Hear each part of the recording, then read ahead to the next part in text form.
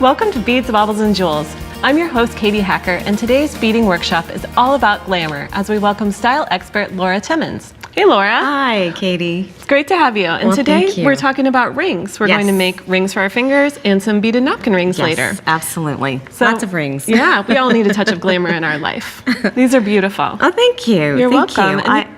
You can incorporate so many different kinds of crystals with these. Well, you can. You know, all different kinds of beads, different types of components are wonderful to use. And of course, you know, I love the crochet. So that's why it's always such a joy to, you know, to really expose, you know, everyone in the beading world to crocheting with wire. Crochet, yes. You're on a mission. Yes, right. absolutely. I'm working with 28 gauge wire, and I've got the size F crochet hook. What I'm going to do first, I'm going to chain 12 chain stitches, and this ring is actually made with the single crochet stitch, so we're kind of stepping it up a notch from some of the other projects that we've shown. Oh, okay. So, and what I want to make sure that I do too is start with a nice like 10-inch tail is what I call it, because we're going to use that additional wire to help stitch our ring together. Okay, so you definitely want to leave enough that you can add your embellishment. Yes, absolutely, because that's going to stitch our ring together, plus allow us to stitch those crystals in as well. Let's see how you get started. You bet. So I'm just taking my wire, just like any other crochet wire project, we're just starting with like a horseshoe effect with our wire, but a much smaller hook. So I'm going to pinch down a little bit smaller, kind of create that first little circle, and then I'm going to chain 12 chain stitches. Like I said, we're working a little bit smaller gauge here. Yeah, so this is taking your wire crochet to another level, really. Exactly. And another way to use this technique. And as the 12 loops, is that so that you have the right length to fit around your finger? Yes. And the great thing too with this is that you can stretch out the crochet stitch as well. So if you need to make your ring a little bit bigger, you can use a ring mandrel to kind of stretch that out a little bit. So, so we've got 2 more to make here. So I've got my 12 chain stitches. Now to do the single crochet stitch, I'm going to be working back to the left. I'm going to take my hook and insert it through the first chain stitch.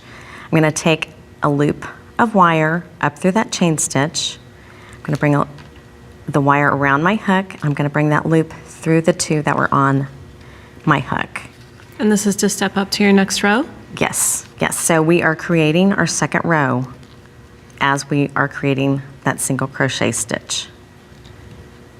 All right. And you're going to go along the whole length of your piece here. And we'll have all the instructions online too. Oh, definitely. So. And you know, you can YouTube, of course, any you know, basic crochet stitch, you know, that you can do so many different things with wire. Yeah, we can watch you from past seasons of Beads, Baubles and Jewels. Absolutely. So I would continue to go down the length of my wire here. Then I would chain 1, and I'd be turning my piece and then creating an additional row on the top. Okay. So we've got, of course, a piece made here. You can see, and I've got my nice long tails. What you're going to do is you're going to create 2 pieces of this single crochet, 3 rows. 3 rows wide. These 2 little segments, because what we're going to do then, since rings get a little bit more wear, you want the 2 layers. So I'm going to place these 2 layers on top of each other. Mm-hmm. Now, what we're going to do is we're going to use these wires and stitch these 2 layers together. And I'm literally just going to go in through the 2 layers. Could you do this in different widths if you wanted to? Oh, absolutely. Oh my gosh, you can have so much fun with this project and do, Here, I'll move this out of your way. Absolutely. Thank you, Katie. And do it so many different ways. And of course, there's so many different gorgeous colors of wire that you can use as well. Right. So, you know, you can kind of have fun and coordinate with some of your beads. Yeah, I like using the different colors of wire too. Right. So you're sort of whip stitching it around the outside edge? Just whip stitching along that outside edge, and then you'll go up the other side as well. All right. And then we've got this piece that I've already stitched up both sides, and I'm going to show you how to add all that gorgeous embellishment. All right. So now what you're going to do is you're going to bring your edges together like this to create the ring form. We're going to take our wires and stitch this together kind of at zip the it top. Up there. Mm-hmm. And you can do this really as many times as you feel comfortable with to get kind of a solid lock. Just make sure it's secure. Right. And did you say you can do this with different sizes of wire, or is it really important to stick with the 28?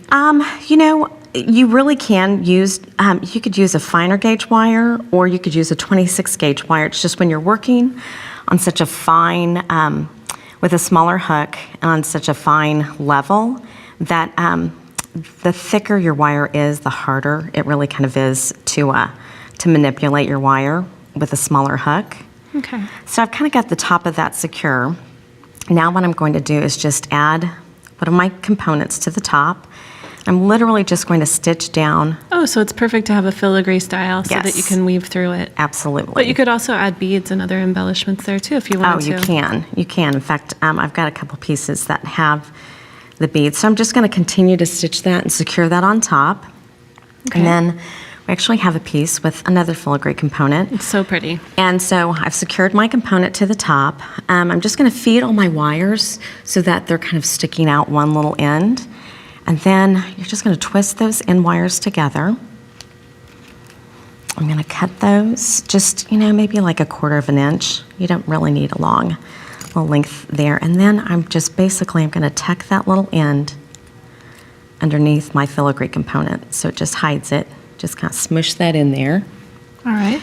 And so it's all set. There you have it. So it's all set. So now if you wanted to make this a little bit bigger, you would put it on the ring mandrel? Yes, and you could stretch it out, or you can even just place it on your finger and stretch it out that way as well. But it's easier when you use the mandrel, because then it stretches out a little more evenly to like the ring size that you need. Now on this type of ring here, or this other one, is it important? Are there different finishing techniques that are important to know about? You know, you're going to have more ends here, yes, right? Yes, and also too, like through the beads, since we're working with 28 gauge wire, through the beads, sometimes I'll go through twice just to secure the wire and the beads to the ring base itself. Okay. Since the wire's a little finer, it's nice to go through those beads a couple of times, and then basically kind of the same thing. I mean, I'll just go in and out, work each bead in. There's really no, of course, proper placement. You just want to make sure that it's when secure. they're just and when they're clustered. And what about on a piece like this? Yes. Now this actually is just a crystal stone.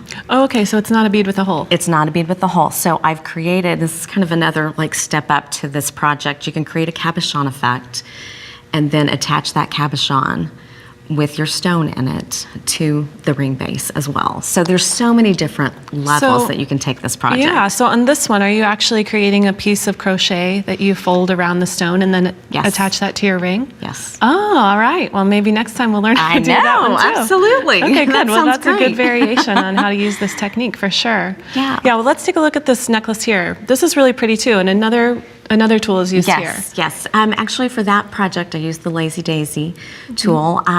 It's just, it allows you to work with a really fine gauge. That's actually done with a 34 gauge wire. Oh, wow. And then these are tools that you can also use to create that rope-like effect. Right, exactly. And of course, you can use, a heavier gauge with that and create a really chunky effect. Or there again, you can use the finer gauge. Either way, it just kind of depends on really what kind of design you're creating and how you want that look. Okay, so you get more of a knit effect. Yes, you do. Yes.